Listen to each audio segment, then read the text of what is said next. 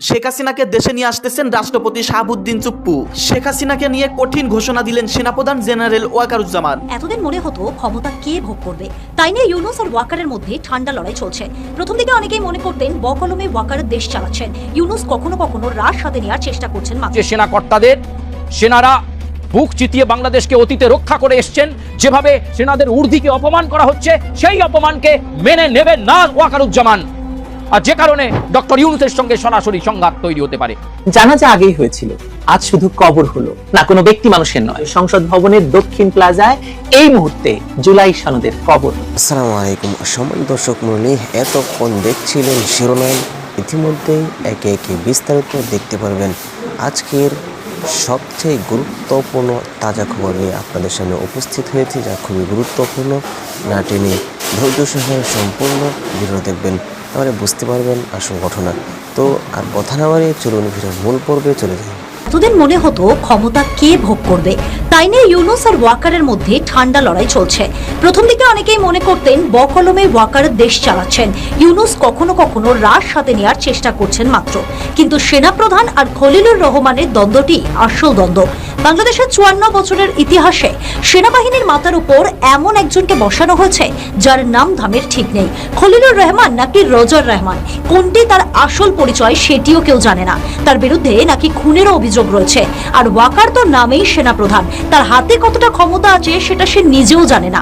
যেমন সে জানে না সে বন্দী না মুক্ত, কারণ তার সিদ্ধান্ত আটকে যায় সিভিল উপদেষ্টা কাউন্সিলে, যেখানে পাকিস্তান থেকে আসা কর্তারা খুবই প্রভাবশালী।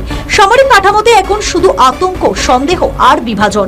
আইসিটি থেকে জেনারেলদের বিরুদ্ধে গ্রেপ্তারি পরোয়ানা জারি, সামরিক কাঠামোর উপর এক চূড়ান্ত আঘাত। তাই ক্যান্টনমেন্টের ভিতরে যে চূড়ান্ত ক্ষোভ, তার ব্যক্তিগত ক্ষোভ নয়, তা হলো প্রাতিষ্ঠানিক ক্ষোভ। সেনাবাহিনী তো কিছু করে না, আমি বললামই তো, সেনাবাহিনী আমাদের ইন্টারিম রিপোর্ট যেটা বেরোচ্ছে কমিশন, ওখানে তারা স্পষ্ট করে বলেছে, সেদিন চিফ প্রসিকিউটর বলেছে যে বাহিনী হিসেবে সেনাবাহিনীর এটার সাথে কোনো সম্পৃক্ততা ছিল না। একদিকে ইউনিফর্ম পরা সেনা কর্তাদের হাত করা পড়ানো হচ্ছে, অন্যদিকে সরকার বলছে আইনের শাসন।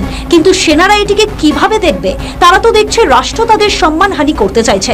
সেনাপ্রধান ভালো করেই জানেন সেনাদের মনোবল একবার ভেঙে গেলে দেশ আর টিকবে না, তাই তিনি নিরপেক্ষতার কথা বলছেন। আসলে নিরপেক্ষতার কথা বলা ছাড়া সেনাপ্রধানের আর কিছু বলারও নেই, আর বাঁচার রাস্তাও নেই।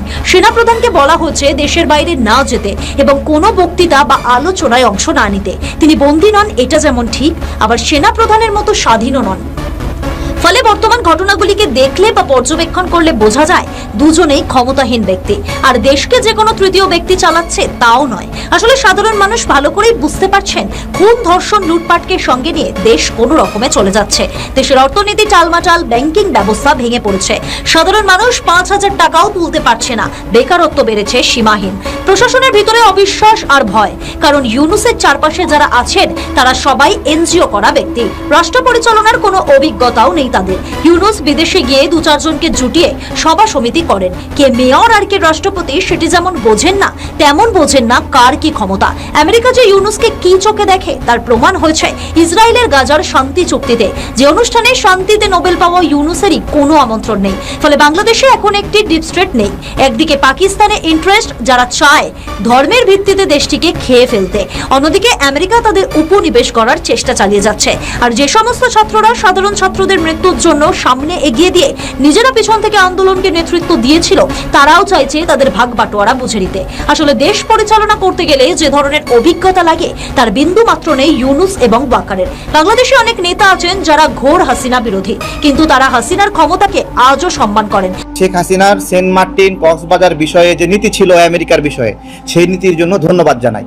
এটা বাংলাদেশের সকল সরকারের নীতি হওয়া উচিত। তারা মনে করেন হাসিনা যদি অন্যায় করতে পারেন তবে তিনি অন্যায়কে দমনও করতে পারেন, তার হুকুমেই সব হয়। আসলে বিশ্বখ্যাত রাজনৈতিক ব্যক্তিরা যতক্ষণ ক্ষমতায় থাকেন ততক্ষণ তারা সর্বশক্তিমান হয়েই বিরাজ করেন। তার কুফল কিছু থাকলেও দেশ শাসন করতে গেলে এই ধরনের গুণই থাকা জরুরি। পৃথিবীতে এমন কোন ক্ষমতাধর নেতা আছেন যিনি ক্ষমতায় থেকে স্বৈরাচারের মতো ব্যবহার করেননি? দেশ শাসন করতে গেলে, দেশকে হাতের মুঠোয় রাখতে গেলে যে গুণটির বেশি প্রয়োজন সেটি হলো কারোর মতে স্বৈরাচার, আবার কারোর মতে ফ্যাসিবাদ। কিন্তু হাসিনা দেশ বিরোধী হলে তো ভয়ঙ্কর হত্যাযজ্ঞ চালিয়ে ক্ষমতায় থাকতে পারতেন। আর যে সমস্ত মৃত্যু জুলাই হয়েছে তার বেশিরভাগই পুলিশ, আবার অসুস্থ ব্যক্তির মৃত্যুকেও জুলাই যোদ্ধার মৃত্যু বলে দেখানো হয়েছে। তাই দুর্বল ইউনূস এটা প্রমাণ করেছেন যে তিনি দেশ ব্যর্থ হলেও একজন ভালো চক্রান্তকারী। ব্যুরো রিপোর্ট, নিউজ বর্তমান।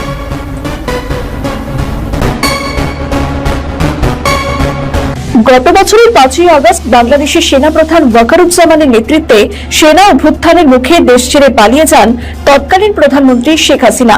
এরপরে সেনাবাহিনী থেকে শেখ হাসিনার ঘনিষ্ঠ মুক্তিযোদ্ধাপন্থী আধিকারিকদের বরখাস্ত করার পাশাপাশি তাদের বিরুদ্ধে গুম, খুন এবং আয়নাঘর কাণ্ডে মানবতা বিরোধী অপরাধে মামলা করা হয়। শেখ হাসিনার বিচারের জন্য গঠিত আন্তর্জাতিক অপরাধ ট্রাইব্যুনালের তরফে গত 8ই অক্টোবর 25 জন সেনা আধিকারিকের বিরুদ্ধে গ্রেপ্তারি পরোয়ানা জারি করা হয়। তাদের মধ্যে ইতিমধ্যেই 15 জনকে হেফাজতে নেওয়া হয়েছে। সেনাবাহিনীর adjutant general major general MH Hakimuzzaman গত শনিবার ঢাকা সেনানিবাসের সাংবাদিক সম্মেলনে 14 জন কর্মরত আধিকারিক সহ 15 জনকে গ্রেপ্তারের কথা জানান। এরপরই অস্থিরতা এবং অসন্তোষ ছড়িয়ে পড়ে সেনা জওয়ান এবং আধিকারিকদের মধ্যে। আটক আধিকারিকদের মুক্তির দাবিতে বিদ্রোহ ঘোষণা করেছেন তারা। এরপরই প্রাণ বাঁচাতে ঢাকা ছেড়ে কুমিল্লা সেনা ঘাঁটিতে গা ঢাকা দিয়েছেন জামায়াতে ইসলামের ঘনিষ্ঠ সেনাপ্রধান ওয়াকারুজ্জামান। দেশ ছাড়লে পদ হারানোর আশঙ্কায় সেনাপ্রধান ওয়াকারুজ্জামান 12 থেকে 14 অক্টোবর ভারত সফরের কথা ছিল ওয়াকারের। দিল্লি থেকে সৌদি আরব যাওয়ার কথাও ছিল তার, কিন্তু বাংলাদেশ সেনাবাহিনীতে অস্থিরতা ও বিদ্রোহের কারণে দুটি সফরই বাতিল করে দিয়েছেন তিনি। সফর বাতিল করলেও তার কোনো হদিশ পাওয়া যাচ্ছে না বেশ কয়েকদিন ধরে। আদৌ তিনি ঢাকার মধ্যে আছেন না অন্য কোনো জায়গায় অন্য সেনানিবাসে নিরাপদ আশ্রয় গিয়েছেন তা নিয়ে শুরু হয়েছে জোর জল্পনা। বাংলাদেশ সেনাবাহিনীর একাধিক সূত্র বলছে, প্রাণ বাঁচাতে কুমিল্লায় 33 পদাতিক ডিভিশনের জিওসি জেনারেল নাজিমুদ্দৌলার শরণাপন্ন হয়েছিলেন ওয়াকার। ঢাকা সেনা সদর দপ্তর ছেড়ে কুমিল্লা সেনা ঘাঁটিতে আশ্রয় নিয়েছেন তিনি। সেখানে তাকে পাহারা দিচ্ছেন প্যারা কমান্ডার। গত সেপ্টেম্বরে নিজের ঘনিষ্ঠ মিলিটারি অপারেশনসের পরিচালক ব্রিগেডিয়ার জেনারেল একেবারে নাজিমুদ্দৌলাকে মেজর জেনারেল পদে উন্নীত করে কুমিল্লা জিওসি করেছিলেন ওয়াকারুজ্জামান। প্রিয় দর্শক, আশা করি সম্পূর্ণ ভিডিও দেখলেন। ভিডিওতে যে বিষয়গুলো দেখলেন, আসলে এই বিষয় নিয়ে আপনাদের কি মতামত, অবশ্যই আপনাদের মূল্যবান মতামতগুলো কমেন্টে জানিয়ে দেবেন। এমনকি এই বিষয়ে আরও নিত্য নতুন আপডেটগুলো সবার আগে পেতে হলে অবশ্যই আমাদের চ্যানেলটিকে সাবস্ক্রাইব করে আমাদের সাথে থাকবেন। তো আজকের মতো এখানে বিদায় নিচ্ছি, আবার দেখা হচ্ছে অন্য ভিডিওতে। সেই পর্যন্ত ভালো থাকুন, সুস্থ থাকুন। আসসালামু আলাইকুম ওয়া রাহমাতুল্লাহ।